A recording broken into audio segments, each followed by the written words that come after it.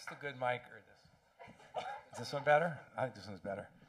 All right, Toby Corey here, and I'm told I have to only take a minute of my time. I'm going to give it a really good shot. I'm going to give it the best shot I can. Let's see. Last time I was here 7 years ago, I told this amazing story about communicating with my dog in Mandarin. It really happened, but that's not why I'm here tonight. I'm actually here on a serious note to introduce an amazing physicist, mathematician, chemist, biologist, father, husband, and amazing human being here to try to change the world. He grew up in Savannah, Italy, went to school at Queen's Mary University in London, did his PhD at Stanford University. And I had the opportunity to meet him in 2017 through Santa Cruz Works, an amazing accelerator program where this individual was wanting to change the world. So Marco Rolandi is here tonight. I'm excited to introduce him. Very short, quick history on him. Researcher, teacher, entrepreneur. Started working with this really interesting biopolymer called chitin. So chitin is the second most abundant biopolymer on the planet, second only to cellulose. And it exists in crustaceans, shrimp, shells, lobster. Think about the strength to weight ratio on that. It's also in plant cells. It's everywhere.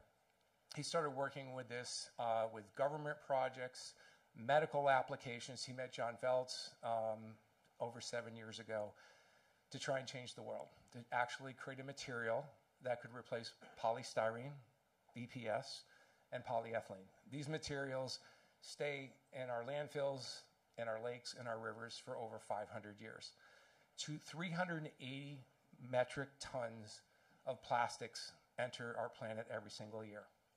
Half of those are single-use plastics. So here was a young man, an amazing individual that wanted to solve that problem, to actually develop a biomaterial that would completely disintegrate, could be composted, biodegradable, and replace these really horrific plastics. So it was an honor to meet him in 2017. It's an honor to be associated with Cruz Foam. It's an honor to know this incredibly brilliant person.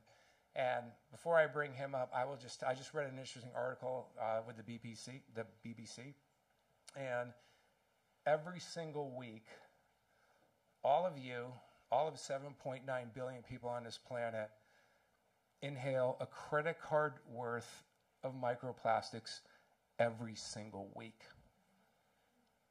Here's somebody that's going to solve that problem, Marco. Congratulations.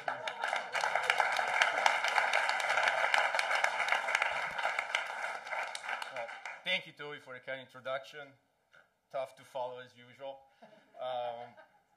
So when I was nominated to be a Titan, I was first really excited. And so I looked up, what are Titans? And I was like, well, Titans are Greek gods. That's good. But then I found out Titans were actually overthrown by their offsprings. I was like, well, not so good. Ultimately, their offsprings actually threw the Titans into the abyss for an eternity of pain and suffering. I was like, yeah, okay, shall I go to this ceremony? I was really worried that Doug, would make us walk the plank at the end on the wharf and destroy us into the ocean. Now, jokes aside, I think I really love the fact that this award is called the Titans. The reason why is because there's an expectation that next year there's going to be new Titans. There's going to be something new. There's going to be something different. Hopefully they're not going to overthrow us and, put us down the abyss for pain and suffering, but this is really what sort of like genuinely represent the philosophy of this community, and this is why it's so great to work in Santa Cruz, to work at UC Santa Cruz, because every time there's something new, it's well accepted and embraced. And this is what happened to us, to myself and John Feltz.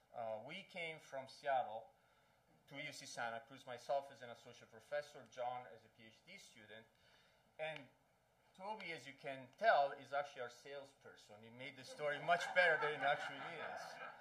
It turns out our idea was to make surfboards out of shrimp shells.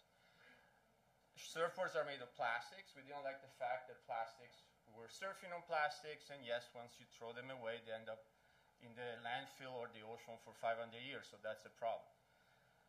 Now, if we went anywhere else with the idea of making surfboards out of shrimp shells, we'd probably be left out of the room. John and I were left out of many, many rooms for many years.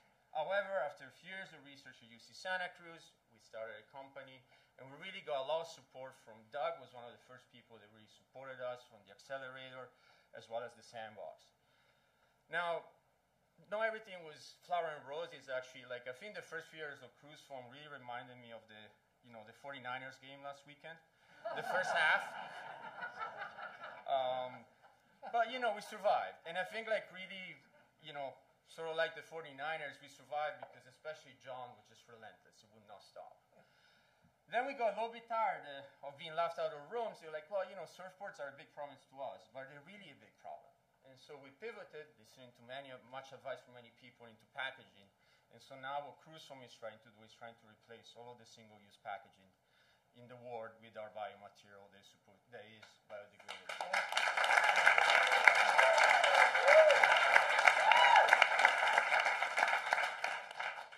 Well, I was saying, we're still at the third quarter of the game.